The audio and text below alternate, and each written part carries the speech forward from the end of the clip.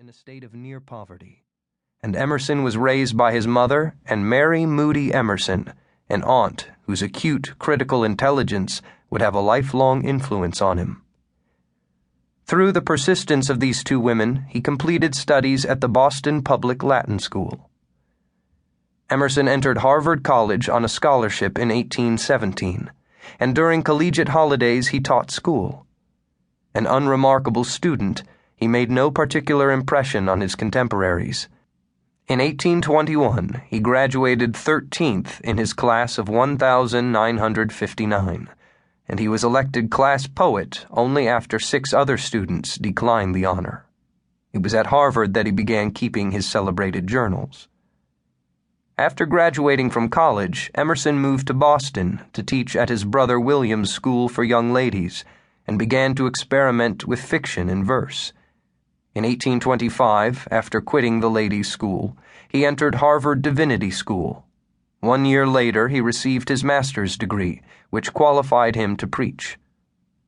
He began to suffer from symptoms of tuberculosis, and in the fall of 1827 he went to Georgia and Florida in hopes of improving his health. He returned in late December to Boston, where he preached occasionally. In Concord, New Hampshire, he met Ellen Tucker, a 17-year-old poet who also suffered from tuberculosis. The two were married in September 1829, just after Emerson had been ordained pastor of the Second Unitarian Church of Boston. They were very happy in the marriage, but unfortunately both were also quite ill with tuberculosis. In 1831, after less than 2 years of marriage, Ellen died. By the end of the following year, Emerson had resigned his pastorate at Second Unitarian Church. Among his reasons for resigning were his refusal to administer the sacrament of the Last Supper, which he believed to be an unnecessary theological rite, and his belief that the ministry was an antiquated profession. On Christmas Day, 1832, he left for Europe, even though he was so ill that many of his friends thought he would not survive the rigors of the winter voyage. While in Europe, he met many of the leading thinkers of his time, including the economist and philosopher John Stuart Mill, Samuel Taylor Coleridge, whose Aids to Reflection Emerson admired, the poet William Wordsworth, and Thomas Carlyle, the historian and social critic, with whom Emerson established a lifelong friendship.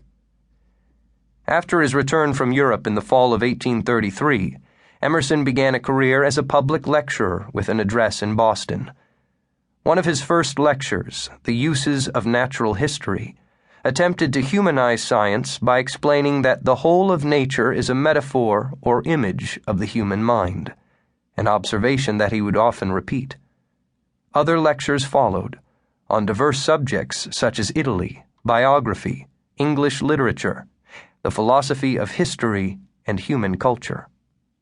In September 1834, Emerson moved to Concord, Massachusetts, as a boarder in the home of his step-grandfather, Ezra Ripley. On September 14, 1835, he married Lydia Jackson of Plymouth, Massachusetts, and they moved into a house of their own in Concord, where they lived for the rest of their lives. Emerson's first book, Nature, was published anonymously in 1836. Although only a slim volume, it contains in brief the whole substance of his thought. It sold very poorly. After 12 years, its first edition of 500 copies had not yet sold out. However, the American Scholar, the Phi Beta Kappa address that Emerson presented at Harvard in 1837, was very popular and, when printed, sold well.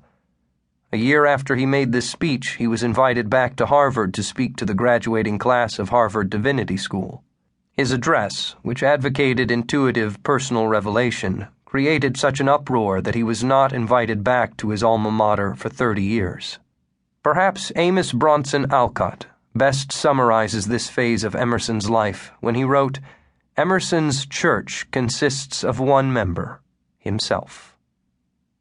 In 1836, Emerson joined the Transcendental Club, and in the ensuing years the group, which included Henry David Thoreau, Margaret Fuller, and Alcott, met often at his home.